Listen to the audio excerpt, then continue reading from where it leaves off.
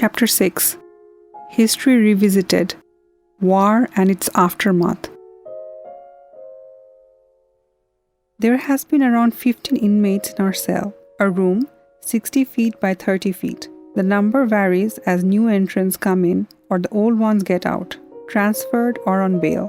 This is a division cell, which means the inmates are entitled to benefits not enjoyed by others in ordinary cells. But all I could discover, by way of our status being differentiated, were the wooden cots we slept on, spread out in 3 rows. Because the room was almost filled in when I came, I had to content myself in the middle row, less preferred because the other 2 gets more air and light from the windows on the sides. One more privilege, the permission to use mosquito nets, not allowed in ordinary cells.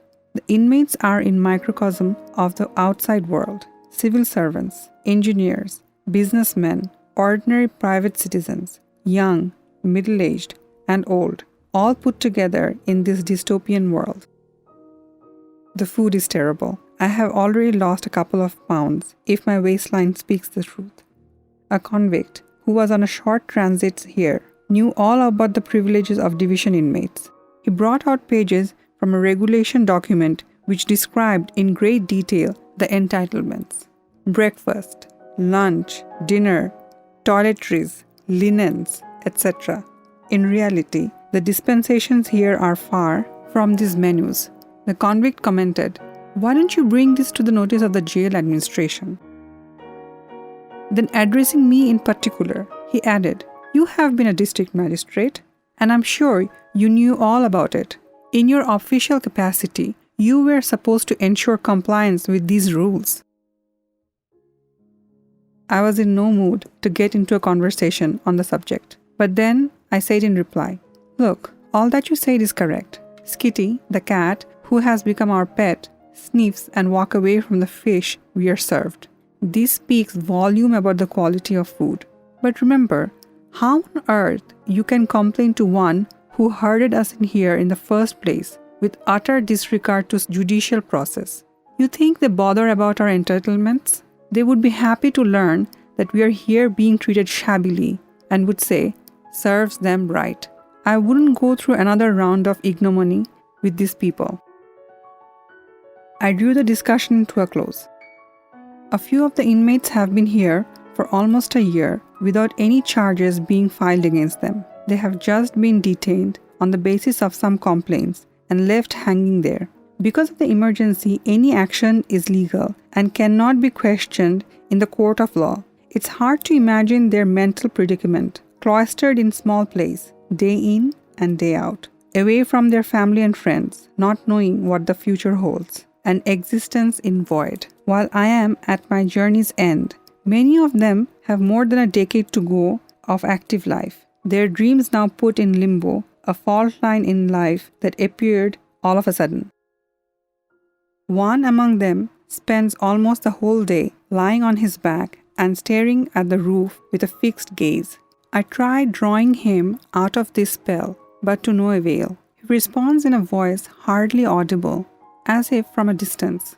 A taxman in our cell has filled pages with what he thinks are poems and loves reading them aloud if he gets an audience to listen to. In his absence, other laughs at him. There is a small group of recent entrants that keep talking among themselves in a hushed voice, as if conspiring. I have a feeling they discuss in minute details the complaints against them and all the evidence and the arguments in their favor, believing they could get the chance to prove their innocence. One individual who used to work for the Port Authority goes through the daily Manab Jomin over and over again, reading aloud some of the ads, including those such as "Wanted, eligible grooms," with occasional bursts of laughter when he discovers that he fits into one of those profiles. The reality show has gone haywire, with perverse twists. I can observe the frayed nerves among the inmates, chafed even by small events. I am in that sense all by myself. However, being the oldest, I have gradually assumed the role of Boro Bhai, big brother, a characteristic of our social system. One night, I was awakened by a loud altercation between 2 inmates. the young taxman, and an old engineer. The taxman screamed, "Why the hell you can't stop snoring? I have been up all night without a wink of sleep. You'll drive me nuts." It was most unusual for a young man to berate an old man. The old engineer was flabbergasted and looked askance, not knowing the injury he had inflicted on the other person. But what could he do? By then, all the cellmates were up. Although half awake, I intervened, saying, "Look, no one snores by choice, nor can they stop it. We all have to be tolerant of each other in these trying times. You can choose friends, but not your cellmates." A bit of silence. Another engineer came forward. "I know of a medicine that stops snoring. Just let tonight pass and I shall arrange for it tomorrow." Truly, next morning, he managed to get a medicine in a bottle, homeopathic possibly, a lotion that one has to put inside the nostrils, and lo and behold, the snoring was gone. My nonchalant mood surprises some of the inmates. I spend my leisure time reading books and writing. They ask me why I'm not bothered. To make matters light, I sing in my hoarse voice though, a few lines from an old song by Doris Day. Que sera, sera, whatever will be, will be. The future's not ours to see. Que sera, sera. They joined me in a measured laughter, half believing my mood. But I must admit, these people, even in dire miseries, never failed to be generous in complimenting me on my background. Often they say, "Sir, you have been wronged and should not have been here. It is dishonoring our history. One day, you will be vindicated." I am humbled. This morning when I sat on the veranda, a few more inquisitive cellmates beside Nikhil and Zafar joined. Zafar takes the lead. We were discussing the plight of Bangladesh in the aftermath of the bloody war. Zulkarnain, a middle-aged businessman, was rounded up when he was merely witnessing the protest by the students and may have cheered them a bit. The students have been released, but he is not counted among them and has to fend for himself. I admire his guts when he says that he can't be detained for long and is soon going to walk away free. Zulkarnain couldn't resist joining the conversation. My family came back from the refugee camp in India. I was 10 years old and vividly recollect the miserable journey back on foot. The roads were all but gone. No bridge was standing. I was tired of walking, dragging my feet at my father's urging. The sores in my feet were bleeding. Ma couldn't give anything else than muri for food, and the journey seemed endless. There was no ferry at Jamuna Ghat. I was so scared to cross on a small boat. Light-heartedly I added, "Zulkarnain, do you know the burden of your name? Zulkarnain is mentioned in the Quran as a great emperor, who some believe is a reference to Alexander the Great. As a kid, you lived up to the name and did a good job making the journey back home." The small group burst into laughter and pats Zulkarnain on his back. But seriously, I resume my comment. You have been part of one of the largest migration in human history. 10 million people moving to India in matter of months. The number internally displaced was even larger. Unfortunately, other mass migration, the largest in human history, 14 million people moving the two countries, India and Pakistan, happened not so long ago in 1947. The British legacy was not only of unparalleled exploitation, but also a river of blood. Zulkarnain is not finished yet. When we got back to our village, at long last, there was nothing left of what I knew as our home. The modest dwelling with the tin roof was no more. Burned to ashes, the cows, chickens, and ducks were all part of our lives were gone too. I can recall the shell-shocked faces of my parents, but more poignant was the fact that half of our villagers, men, women, and children, who did not leave and stayed back hoping sanity would prevail, had to face death at the hands of Pak army, when one day the murderers swooped them to run an orgy of death and rape on the innocent villagers. Zafar angrily added, "I have heard of these wanton savageries, loot and rapes, perpetrated against our village and its residents too. I have built a small memorial plaque with a list of those who were murdered or never returned after being taken away. I'm told some of the young girls who were raped by the Pak soldiers left for cities out of shame and never returned. On January 10, Bangabandhu returned home to a hero's welcome by hundreds of thousands of euphoric Bangladeshis, almost ecstatic to receive their beloved leader. I was among them at the airport and later when he addressed the nation at the racecourse. While consoling the nation on its bereavements and rejoining in victory, we got down to the essentials after such a bloody war, won through guerrilla operation and later by the final thrust of the Allied army. Would you believe we got the Indian army out of Bangladesh in matter of months, putting at rest the concerns of some about the ulterior motive of the Indian side? We couldn't find any such instance in history when the victorious Allied force withdrew so quickly. On the back of Indian army, a set of civilian officers also had moved in, who too left. Frankly, after we liberated Kushtia on December 13th, I was surprised to see an Indian civil servant taking the charge of civil administration. I guess this was a safeguard against any post-war vacuum of authority that might have led to anarchy. I couldn't agree more, Zulkarnain adds. It was a tough choice. I recall elders in the village arguing about the challenges to law and order during those days. Everyone had a gun and the mood was combative.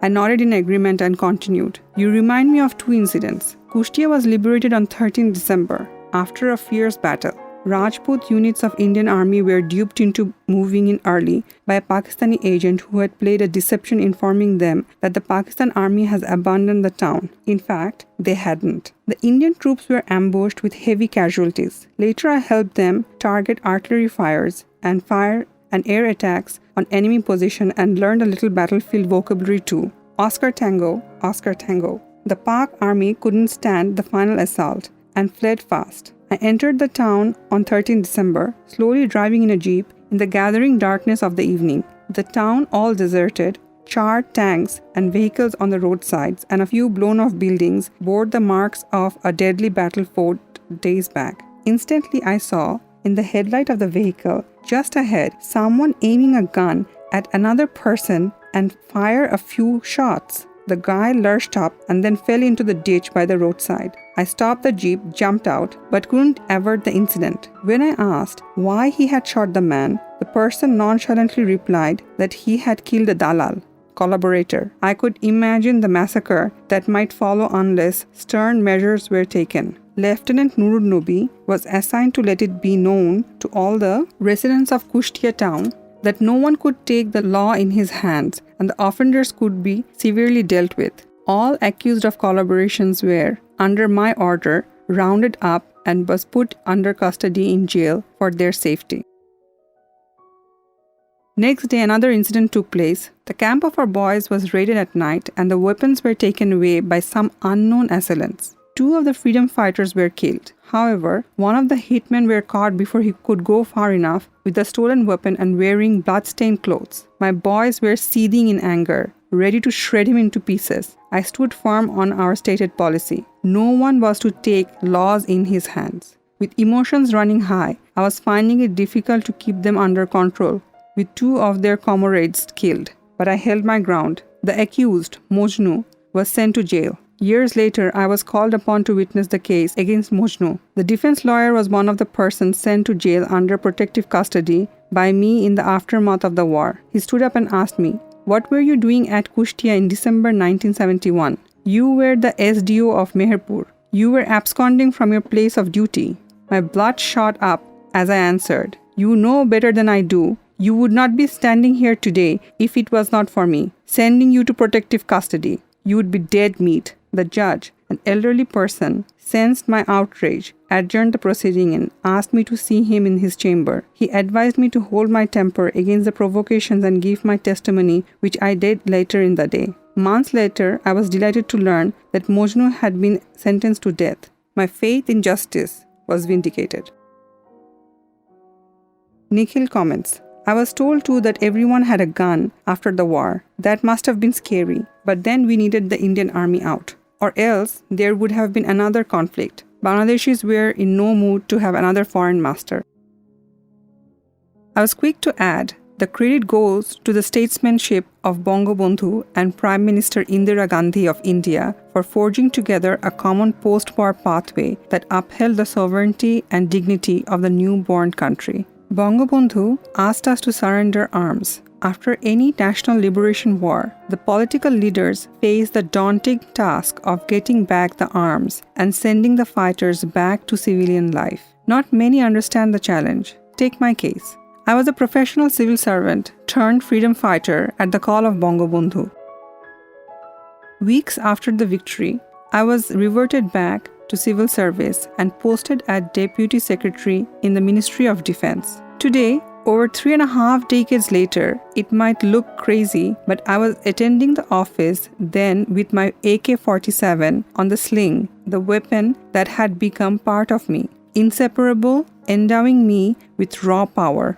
I couldn't reconcile myself parting with my gun, kept it and a few grenades, hiding well past the days of the surrender announced by the government. When I realized that I couldn't keep the weapon legally and could land into trouble, I looked for surreptitious ways to surrender. At last, Major Hafiz, acting CEO of the 1st Bengal and a longtime buddy, came to my rescue and took charge of my arms and ammunitions, recording in his regimental coat, "Armory found abundant," a common happening during those days. Most importantly, the freedom fighters had such immense faith in Bangabandhu that they complied with his call to surrender their arms. They would not have listened to anyone else. I shudder to think what would have happened in his absence.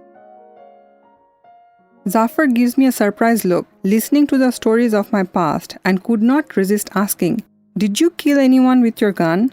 "Well, young man, that's what guns are meant for."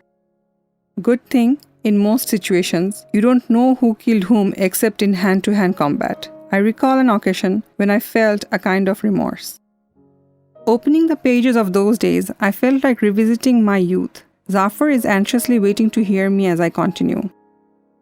In November 1971, then a captain in the Bangladesh Defense Forces, I was posted as the subsector commander in the Sector 8, F Company in northwestern Kushtia, commanding 200 plus of regular and 4,000 guerrillas. Lieutenant Nur Nabi, who later rose to the rank of Major General in Bangladesh Army and had once the goalkeeper of Pakistani national football team before the war, had abandoned his sports career to get commissioned in army and joined me. I had one more officer, Flying Officer Kalam, an aeronautical engineer who abandoned his training in the US as a Pakistan Air Force officer to join our war. I can't resist telling something unique Kalam introduced in our camp. Every occasion as boys got ready to go to a mission, he would have them assembled in the dead hour of the night under the sprawling banyan tree, candles in their hand, Kalam also holding one, take the vow of chorus to die for the motherland and never to abandon each other. Looking at those young faces lit by flickering candles, many in their teens, as if in science, thinking some may never return, I felt a strange ache in my heart of pain and pride. Faces of some who actually left for good flash in my mind. Few of them were buried along the border, away from home, often in the darkness of night, with gun fired to bid soldiers farewell. Others who returned wounded were hastily moved to hospital around the border. I visited Barakpur Hospital, where wounded freedom fighters, political activists, farm boys, students, workers, men in uniform who had switched sides, a Malayan of Bangladesh, were being treated, their families unaware, a scene that haunts me even today. In a huge hospital ward, bigger than tennis court, scores of them were lying in rows, body parts blown away or amputated, faces bandaged beyond recognition, plastered limbs resembling half-done coffins, their muffled groans wrapped in the fetid smell of gangrene, gawning away leftover flesh of these young soldiers, a necropolis of the living. My heart sank at the tragic consequence of the people's war. I take a breather and get back to what I want to say. By November of 1971, Pakistan Army had gone into defense mode and restricted their movement outside their built-up positions after being heavily mauled by the freedom fighter over months of raids, ambushes, and attack on their supply lines. We wanted to get them in open and take them on. We were entering the final phase of war. The occupying Pak army, surrounded by tens of thousands of freedom fighters all around, throughout the country, literally immobilized and defending isolated positions, was on the brink of defeat, like a house of cards, waiting to be dashed to the ground by one final push. Zafar's eyes were beaming, hearing the imminent defeat of the enemy. Didn't you give them a sound thrashing? I was about to narrate one of the last major encounters we had. One night, a company of our troops dug trenches about 300 yards from the enemy camp at Dharmoda and took position, in a sense laying siege, firing at them from close quarters, harassing them and making it extremely difficult for them to carry on their daily chores. A section of Naga Regiment of Indian Army under the command of Colonel Mahajan had joined us with the heavy machine gun to make up for our firepower. After a couple of days of anxious waiting, expected attack came on an early dawn, November 1971. A barrage of artillery fire from the enemy signaled the launch of the attack. The shell burst ahead of us or went past hissing. None luckily landed on our trenches. With a clear field of fire, our machine guns and all the small arms pinned down the enemy, inflicting heavy losses. A fierce battle ensued, with casualties on both sides. The Indian machine gunner was hit, which silenced our only powerful weapon. The first Indian soldier to lay down his life for Bangladesh, in our sector, our bond in blood. At one stage, we had no radio for DFSOS, asking our own artillery to fire in close range, including our positions, to help us extricate. In meantime, we sighted an enemy machine gun about to take position behind our line, and our men fired at the gunners in time, taking them down. Had they succeeded, we all would have been dead. However, our right flank was overrun and 20 freedom fighters were captured. They were all later executed by Pakistani army, true to their legacy in Bangladesh, mad at the losses that they had suffered. The Pakistani army took it out on the villagers nearby. The bayoneted bodies of men and women were later discovered in the canals and marshes, their last hurrah before the position was abandoned. The young Zafar too had heard stories of atrocities. We were told Pak army took their vengeance on ordinary folks whenever they were beaten by Muktis. Cowards only do that, and they brag that they were martial race. Pakistan's dubious legacy of warrior race was but a sham. But let me finish the events following the Battle of Dharmoda. After it was all over, under the cover of artillery fires, we went collecting our dead and wounded when we ran into the body of Pakistani captain beside the machine gun, his pips showing his rank. As usual, we frisked him and found papers in his pocket. In them was a picture of a pretty young woman, his wife I guess, in shalwar kameez, and her hair blowing in the winnowing wind, a lingering smile, beaming love from a far-off village of Jehlam, to a soldier gone to a war 1,000 miles away at the command of his boss, not knowing what it was all about. Here he lay dead, fighting an enemy he had never known and could well have been his friends in another time. We buried the officer with full honor. His regiments wouldn't know his whereabouts and record him as MIA, missing in action, awaiting for his wife that would never end. I sigh and I want to go back to my intended storyline. The mood turned sour, recalling tragedies long forgotten. I try giving some coherence to post-war Bangladesh. Yes, Nikhil, Zafar and Zulkarnain, your stories are but the samples of the whole country. Bangladesh was an inheritance of losses and dreams, and Bangabandhu faced the colossal challenge of building the country and restore hopes in the future we betted on. Millions of refugees returning from India, many more displaced internally, were to be fed and their livelihoods restored. The economy of the country has been ripped apart. Agriculture, the backbone of our economy, had all been abandoned during the war. The communication infrastructures had collapsed, with roads and railways all but destroyed. Compounding relief and rehabilitation programs. Though only a small fraction of our people had access to power, about 10%, it was in a shamble. Most of the industry in Bangladesh, owned by Pakistani, a legacy of the past, were abandoned, their owners having left Bangladesh. As a young civil servant, a deputy secretary to the government, from the sidelines, I watched the construction of the uphill task to be faced with an empty treasury. What happened to our share of assets of the central government of Pakistan? We had equal claims on them. The gold, the foreign currency, the planes, the ships, assets of foreign office and defense, and the city of Islamabad that we paid 50-50, Zafar exclaims. I was impressed by Zafar's knowledge about our claims vis-a-vis the Pakistan government. But you are yet greenhorns, Zafar Zulkarnain's Nikhil. What can you expect of thieves running away with the valuables after having murdered the members of family? We did lay our claims on a number of occasions, but to no avail. Pakistan is a country that never did nor can pride itself on any moral values. I have seen their elites from close quarters, all part of a self-serving oligarchy. If Pakistan can come around to punishing those who perpetrated genocide in Bangladesh, ask for forgiveness from us and return our rightful assets, it can rid itself of blemishes writ large on its conscience. It is their choice. Zulkarnain has memories of those trying days after liberation. I recall everything was so scarce that one had to spend hours to get hold of essentials. There were long queues for sugar, edible oil. I even stood in line for a tin of milk powder for my young sister for almost half a day. Zulkarnain, I have similar experience too in traveling out of Dhaka. I remember the day Bangabandhu asked me to go to Tangail to take charge of the deputy commissioner and establish the control of government, which had all been taken over by Kader Siddiqui, the freedom fighter who held sway over the district. This is the story of the Wild West of sorts, not for today. But it took me 5 hours to travel distance of 50 miles from Dhaka to Tangail, slightly faster on foot. There was nothing much on the road left.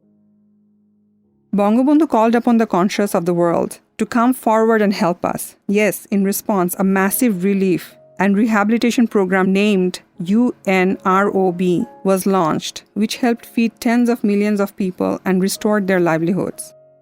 I'm handed a cup of tea as I assume my conversation.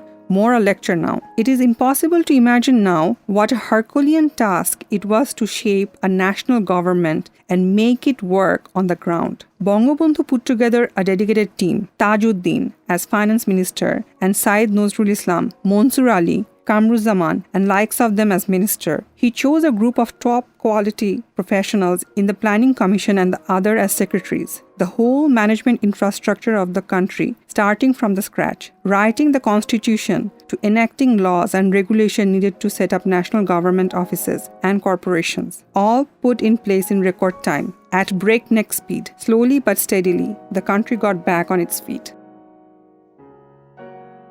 Communications were restored and the ports were cleared of mines with the help of the Soviet Navy. I had the privilege of meeting the Soviet admiral in charge of clearing Chittagong port of mines being left by the enemy. One of his men sacrificed his life in the operation. The admiral stood firm on his task and finished it in record time. Power supply was back in operation too. Agriculture bounced back and industry, largely abandoned by the Pakistani owners, started humming. Schools and colleges were reopened, and so also health facilities. The helmsmen had largely dealt with the Herculean tasks. Zafar urges, tell us more. After our liberation, the president of the World Bank, Robert McNamara, came to visit Bangladesh to aid Bangladesh and sort out our share of bank loans given earlier to Pakistan. Bangladesh's stance was straightforward. We are in dire need of assistance for relief, rehabilitation and rebuilding the country, but not at any cost. If there are visible assets from borrowing from the bank during the Pakistani period, we own the loan and repay them, not otherwise. McNamara called the Bangabandhu to press further. As the discussion was not leading anywhere, at some point, Bangabandhu rose from his chair and went to the window of his office overlooking the lawn. He requested McNamara to join him, and turning to him, he asked, "What do you see?" McNamara scanned the lawn and saw nothing in particular. "Look carefully." Bangabandhu persisted. "I see few cows grazing," replied the guest. "That's it," quipped Bangabandhu and continued, "My people will eat grass rather than surrender to your demands." A stunned McNamara had no words. He knew there was only one way to resolve the differences. Agree to Bangabandhu's terms. The dispute was resolved. Nikhil, who had been silent all the while, is joined by Zafar and Zulkarnain as they applaud. The story of Bangladesh was to have a new chapter. Bangabandhu moved ahead. In a span of 3 years, Bangladesh got back to pre-war levels by most indicators. Even I headed for UK for a year-long training in 1974. I pause and add, I must share with you an interesting incident before I left for England. The British Council scholarship that I was granted was very modest, just good enough for one. I was taking my wife along and needed some extra fund. With an application for £500, which I would buy with my money, I called Mr. Tajuddin Ahmed, our Finance Minister. The foreign exchange reserve was so small that even a pittance needed permission from that level. Mr. Tajuddin Ahmed warmly greeted me. He always felt that way towards me, possibly because he was impressed by my enthusiasm during the trying days of March and April 1971, when he first met me. He asked me why I had come. I explained and handed him my application for foreign exchange. Turning to me, after having gone through my application, he said, Khaled, he's referring to Brigadier Khaled Musharraf, commander of K Force during the war, was here just before you came in. I had to turn down his request, but I cannot say no to you. Take £250 now, and the rest later. Is that all right? With some hesitation, I replied, Sir, that's very kind of you. I would request you to consider giving me the whole amount at one go. With a gaze that seemed lost, he took few moments and said, You think you would not see me again? I was startled and speechless. He didn't wait for my answer. Okay, take the whole amount. Happy? I was embarrassed and didn't know what to say. With the application signed by him, I left his office, brooding. Tragically, his presentiment came to be true. I didn't see him again.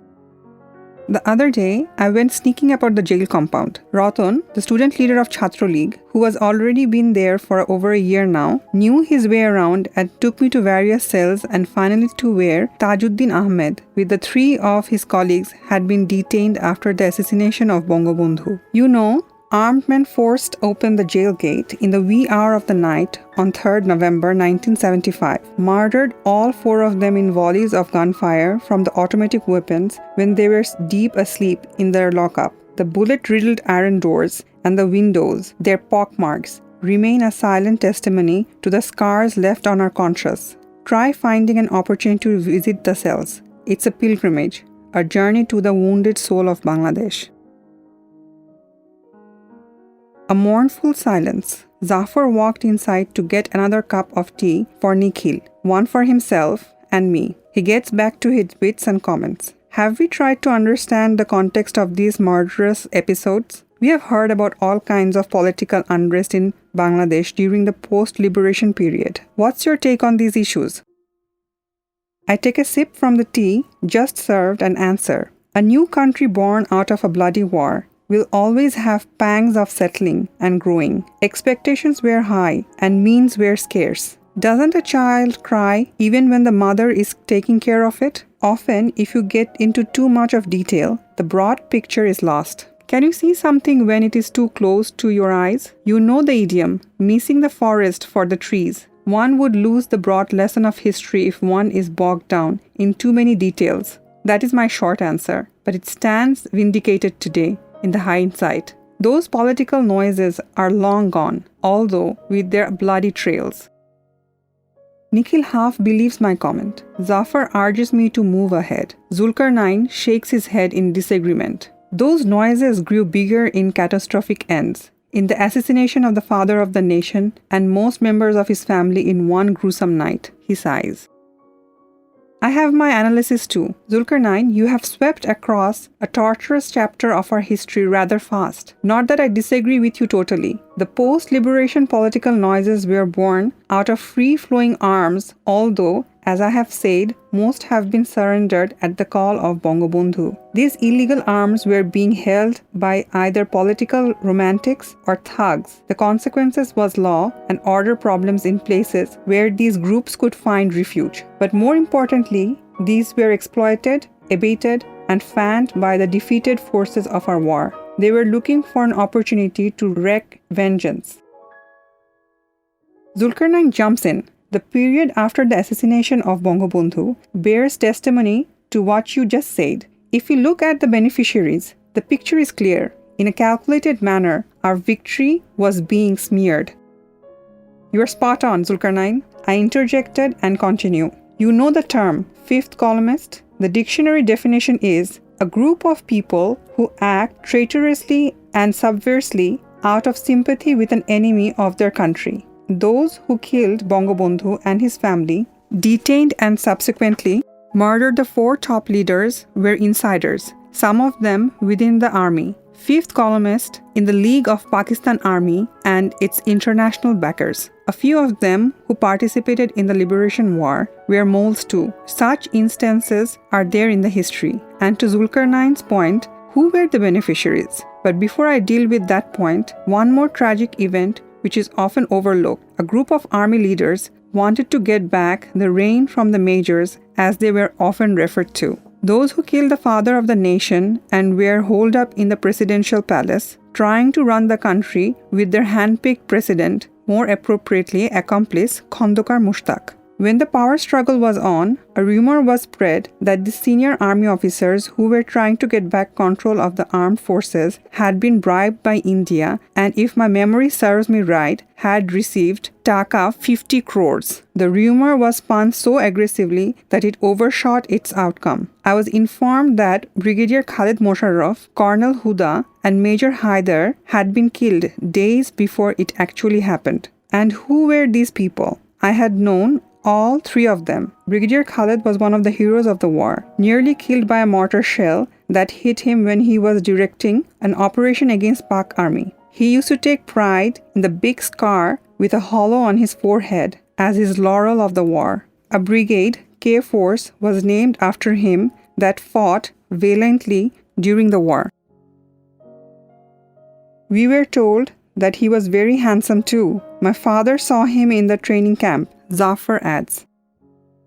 Yes, a dashing officer like one you see in the movies, particularly on war. Brigadier Khalid organized and trained the crack commando platoon that ran deadly fears among the Pakistani army patrolling Dhaka city. Colonel Huda was another dedicated war hero, an officer of the Pakistan army. He was made and accused in the so-called Agartala conspiracy case against Bangabandhu. We fought in the same sector, Sector 8. Another officer, Major Haider, was commanding Sector 2. He appears in the historic picture with General Arora of the Indian Army, walking briskly beside him as they were on their way to accept the ignominious surrender of Pakistan Army on 16 December 1971.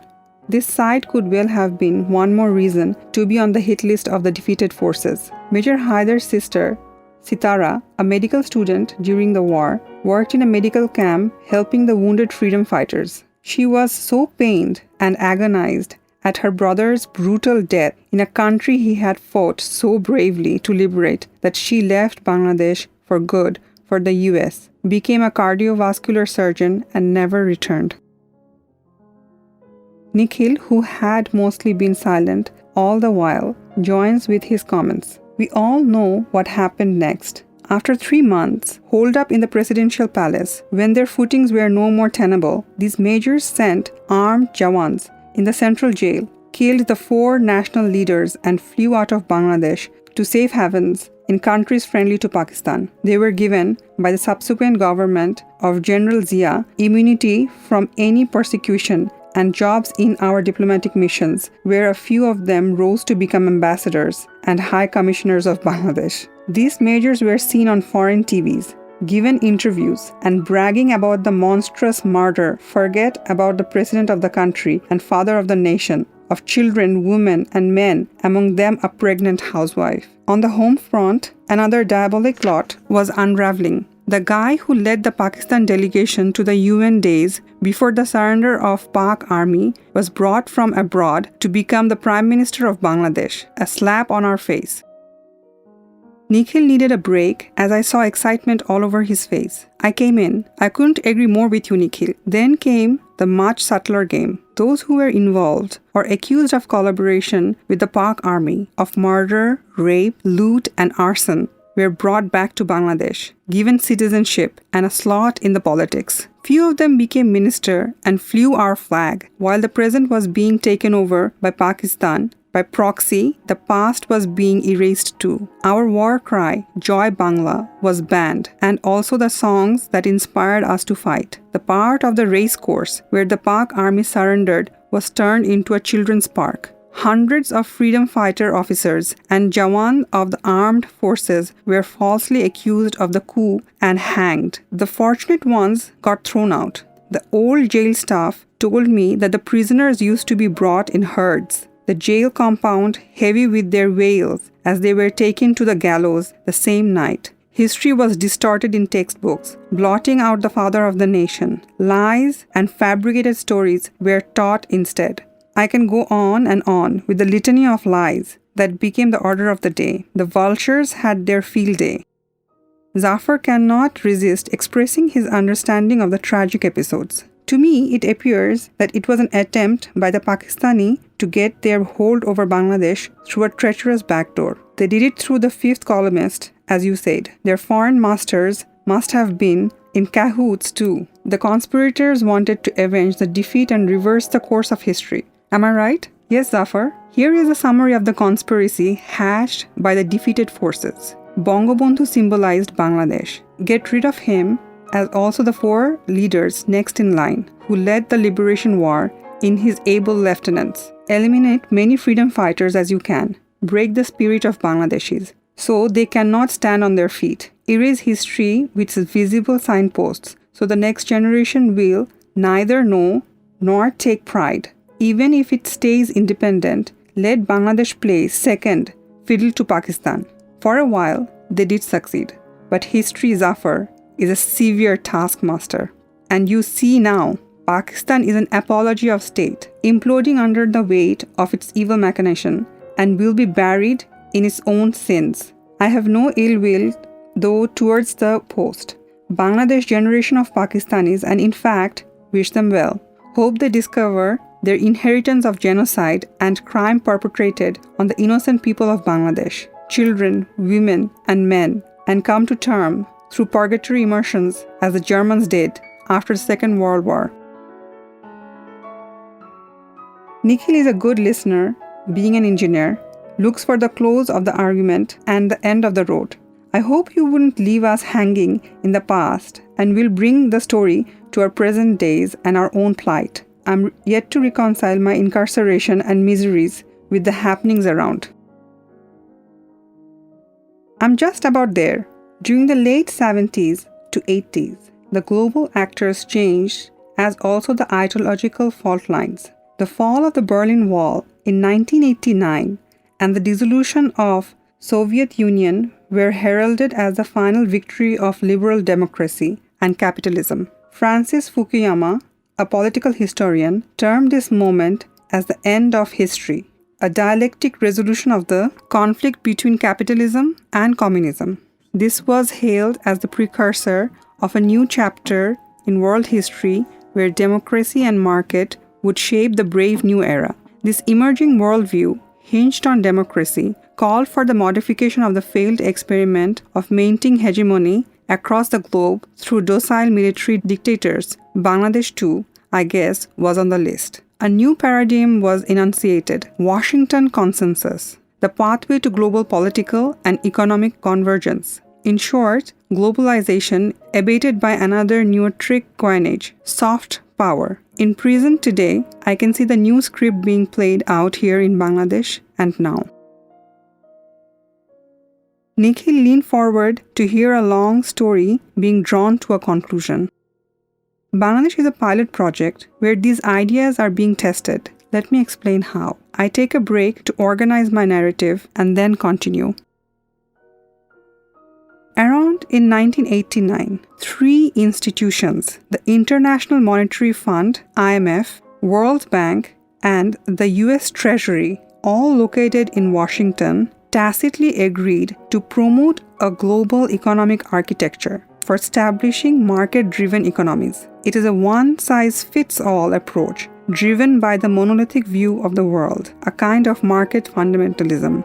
Their mantra being stabilize, privatize, and liberalize. More specifically, their prescription for reforms, particularly for developing countries, included establishing fiscal discipline, limiting public expenditure, liberalizing financial market, trade and investment, privatizing public enterprises, deregulating the economy, and more. Zafar and Zulkarnain gave a blank look and might have walked away had there been another place to go. But Nikhil interjects with enthusiasm. I have read about these discussions in the media, although I couldn't quite follow them well enough, but they seem to make sense. I'm encouraged by their eclectic interests of an engineer and nod in agreement. These reforms look good on paper. Even generically, I do not have a lot to disagree with, but mind you, countries have different histories, ethos, challenges, and pathway to well-being. Even destinations need not be the same. How can one set solution hold good for all? They have been prescribing reforms in countries like Bangladesh with their clout and resources, often twisting arms. I become aware that I might lose my audience and try summarizing in plain language. What I mean is that these institutions are imposing their idea of governance, and they need a pliant administration that would go by their bidding. As you see that in the composition of the caretaker government, ex-international bureaucrats in the helm of Bangladesh and the flurry of visits from these offices from Washington. Why wouldn't they like to deal with Sheikh Hasina if she is the Prime Minister? Nikhil intervenes. Well, not all these agendas have delivered on the promises, and in few countries, they spelled disasters. Sheikh Hasina would like to be convinced of their merits, which these experts may not be keen to offer. I pause and add, she is a strong-willed leader like her father, and they know that Baper Beti. Sheikh Hasina in power is a roadblock to any worldview that doesn't augur well for Bangladesh. Washington consensus, or call it in any name. Nikhil reminds me, you have skipped the soft power. No, I haven't. I'm just about to touch upon it. Let me explain. It's a substitute for hard power. I mean military might, which might be the anchor for international masters, having failed to keep countries under hegemony with obedient military leaders in charge. This new avenue is being explored. Soft power is a benign way of influencing government through civil pressures, using NGOs, civil society, and media who can be easily co-opted through modest financial resources and recognition. You see how some in mainstream media, leading NGOs, and civil society are in cahoots with the new administration in Bangladesh? What do they expect of us? Nikhil puts in a resigned question, thinking that it's a lost game. Remember, this is the new way in the world, at least for now, to keep political and economic hegemony. Liberal democracy that leads to strong state is often put in the back burner. That is why you have recently seen initiatives from actors behind the scene to organize pliant political front with sycophants. One such example is the attempt to bring into the fold a Nobel laureate and form a political party, along with the dropouts from the political arena. The party was christened Nagorik Shakti, abbreviated NASH, eponymous disaster that the nation was saved from, died in infancy since there were no followers. After all, a political party is no social club that you put together as and when you wish. You may have a host of reasons to criticize the working of political parties, but no achievement worth its name has been achieved in a country without the leadership of one. Experiments in human organizations are convoluted, but we have not yet found an alternative path. The army in Bangladesh merely agreed to power sharing, staying in the back office, but calling the shots and lending the muscle power the caretaker government needs to stay in office. This served the goal of having a compliant government with the facade of civilian face, while military infrastructure provided the backbone, a new version of quasi-military rule. That's mean of them, going so far to further their goal. Zafar is despaired.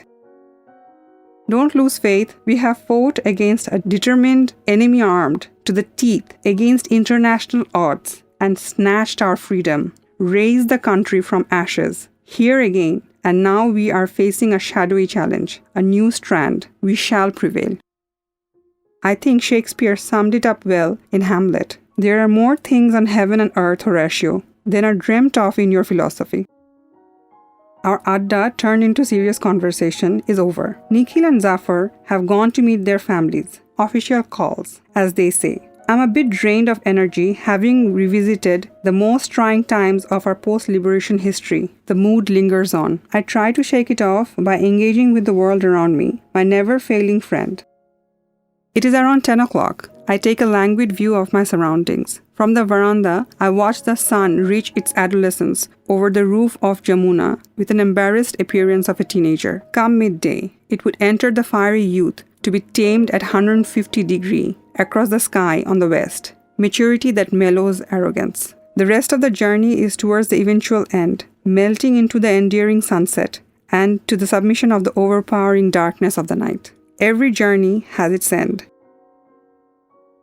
A patch of cloud comes over and hides the sun, a veil of Mother Earth, a hijab meant to keep off lustful looks, and off goes the shine and the arrogance of the sun, its presence lingering in the silver lining of the clouds. What a surrender. All powers are circumscribed. Does life follow nature? Our Neanderthal predecessors must have looked with awe and submission at the mighty sun. 100,000 years ago, they were lonely inhabitants in a hostile world, having no idea of where they belonged. I stand today, a lonely prisoner, looking up at the sun on a spring morning with the same awe and wonder, except that I know that ours is a planet, though not even a speck in the infinite expanse of the universe, on a journey in space destined to end violently in total destruction into a black hole, a singularity, back to our beginning. I try to make peace with my surroundings. The whispering spring breeze talk to me in the soft, endearing language of the world that has not forsaken nor forgotten me. It scaled the prison walls from the east, drifted past our cell to the west, Urdu Road and beyond. The wind that came and passed would never return, one-way travel of nature. The sunshine is carrying to my stretched out legs a balmy feeling, reminding me of the holidays on the island of Bali in better times. There is a serene tranquility, and I start appreciating the beauty all around. The sprawling compound has a lot more trees than any part of this teeming metropolis of over 10 million people, where bricks and mortars are now unabashedly replacing the voiceless lives, the trees, the unwanted residents of the pricey habitat. But here in prison, mango, jackfruit, neem, jam trees are growing in freedom. This must be the time for the crows to build their nests, or else why would they be busy carrying a twig, a stick, or a straw in their beaks? This part appears to be their domain. Other birds are few. A guy from downstairs is drying a handful of tiny fish in the sun laid out on the cover of the concrete water tank. He turns them over with a delicate touch, treasures that must be dealt with care. This will supplement his meager diet and add taste to the bland, everyday meal. He lived in Mirpur, running a hardware store, and has been accused of money laundering. A flock of pigeons fly past. Across, a prison guard sits idly on the veranda of Bangabandhu's cell. A convict next to him, talking to him like friends, more appropriately, engaged in conversation, maybe exchanging notes about each other's family, putting aside their identities. Next to them, two persons are warming pillows and blankets in the sunshine, a scene from anywhere. Another patch of cloud covers the sun for a while, dimming its shine, and the next moment it is bright again. They seem to be playing with me, entertaining me like a naughty girl, trying to outwit her consort in a romantic play. I feel happy. This place, my home for over a month, is asking me to belong till fate doth us apart. As night falls, this habitat will go through a transformation, as if by a magic wand. Gone will be the humming of life, the 1,000 inmates milling the yards suddenly melting away with the setting of the sun. A deafening silence then descends. Humanity disappears in the holes of reckoning, a mass graveyard of offenders and innocents alike, a desperate concrete block, their tombstones. Except for the footsteps of the guard, sounds are forbidden here. The silence broken in the defiance by the occasional screams coming from the hospital. Drug addicts being tamed, I'm told.